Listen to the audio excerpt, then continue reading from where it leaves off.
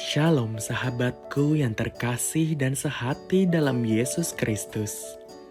Jumpa lagi kita pada kesempatan kali ini. Mari kita siapkan diri dan hati kita untuk menjadikannya layak menyambut Tuhan, supaya kita bisa menjadi garam dan terang dalam kehidupan ini. Tentunya dengan bersama kita resapi Renungan Sabda Pendalaman Iman presented by BPK PKK KAJ. Bacaan dari Injil Markus bab 11 ayat 27 sampai 33. Lalu Yesus dan murid-muridnya datang lagi ke Yerusalem.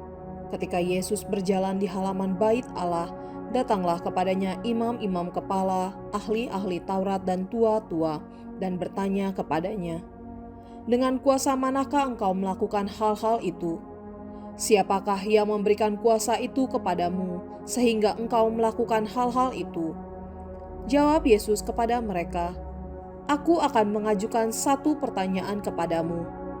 Berikanlah aku jawabnya, maka aku akan mengatakan kepadamu dengan kuasa manakah aku melakukan hal-hal itu.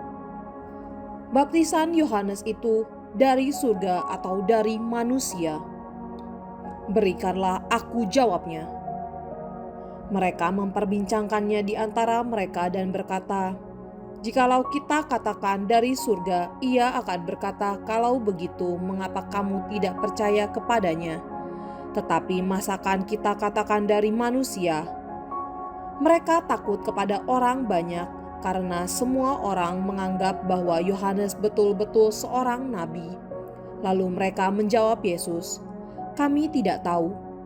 Kata Yesus kepada mereka, "Jika demikian, aku juga tidak mengatakan kepadamu dengan kuasa manakah aku melakukan hal-hal itu." Demikianlah Injil Tuhan. Shalom saudara-saudariku yang dikasihi Tuhan dan mengasihi Tuhan. Kembali jumpa bersama saya Tresia Meliani. Saudaraku yang kucintai, beberapa hari yang lalu masih ingatkah saya telah mengajak Anda semua untuk mengikuti Yesus dengan tidak ingkar janji.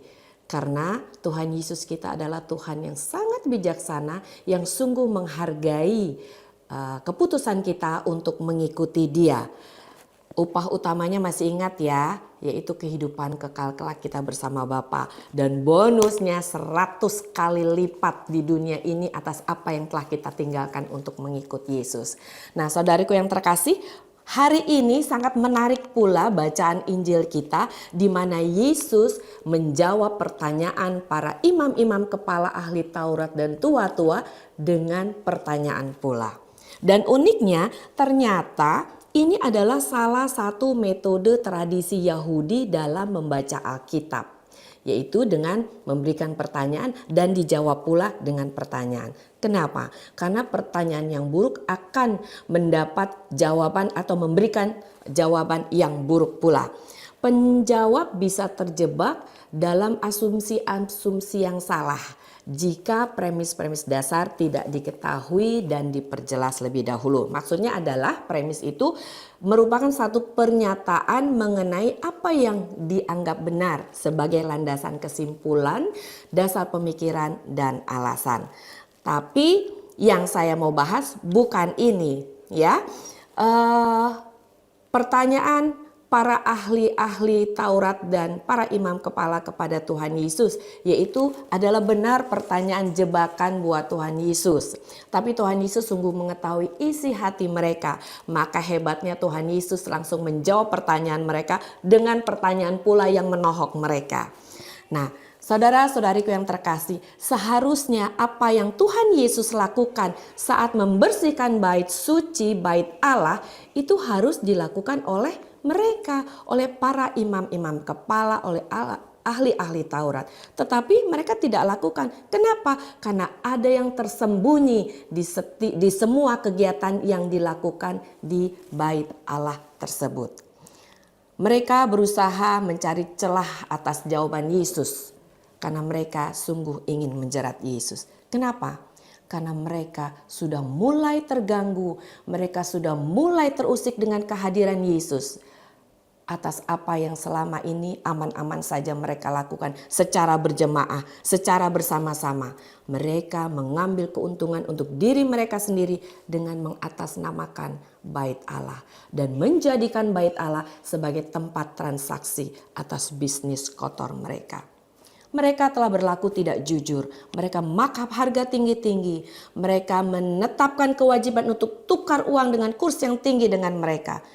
Mungkin juga domba-domba atau merpati-merpati yang ada mereka jual di sana untuk persembahan, bukan yang mulus, bukan yang suci, bukan yang mudah. Saudara-saudariku yang terkasih, ibarat kalau lantai kotor tidak bisa dibersihkan dengan sapu yang kotor pula. Saudara yang terkasih, kalau ibarat juga Yesus adalah putih, mereka adalah hitam, ini sesuatu yang berlawanan kan? Atau Yesus adalah terang dan mereka adalah gelap, sudah pasti tidak bisa bersatu. Jelas Yesus adalah kebenaran dan mereka hidup dalam kejahatan. Pasti ini bertentangan kan? Saudara-saudariku yang dikasihi Tuhan, kondisi seperti ini pun terjadi dalam kehidupan di sekitar kita. Seseorang aktif di gereja, di dalam berbagai kegiatan gereja selalu ada, selalu hadir, dan nampak selalu sibuk di setiap kegiatan gereja. Pula menjabat ketua seksi atau juga sebagai anggota dewan paroki. Mereka paham sekali akan aturan gereja dan hafal sekali akan isi Alkitab. Namun mereka punya alasan tertentu, alasan tersendiri, maksud tersembunyi untuk semua yang mereka lakukan di gereja, di rumah Tuhan.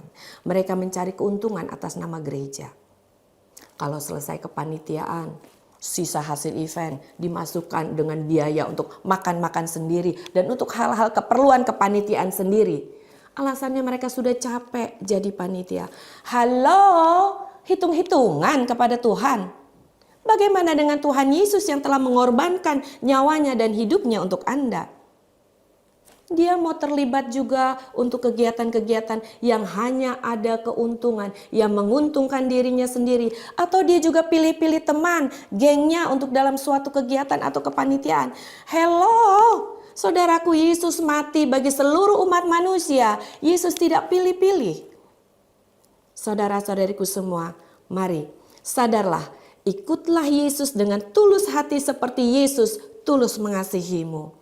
Mari bersama-sama kita jaga bait Allah, kita jaga gereja kita agar tetap kudus, bebas dari orang-orang yang munafik.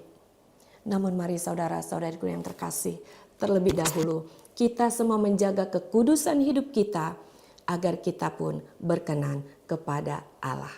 Saudara-saudariku, marilah kita berdoa. Dalam nama Bapa dan Putra dan Roh Kudus. Amin. Allah Bapa, dalam nama Yesus, Tuhan kami yang sungguh bijaksana, kami mengucap syukur memiliki Engkau, Allah yang begitu mencintai dan mengasihi kami. Allah yang selalu menghargai kami. Saat ini kami bersyukur dan berterima kasih kami boleh belajar dari para imam dan ahli Taurat dan tua-tua yang mereka menjebak Yesus atas kelakuan mereka sendiri untuk menutupi kesalahan mereka.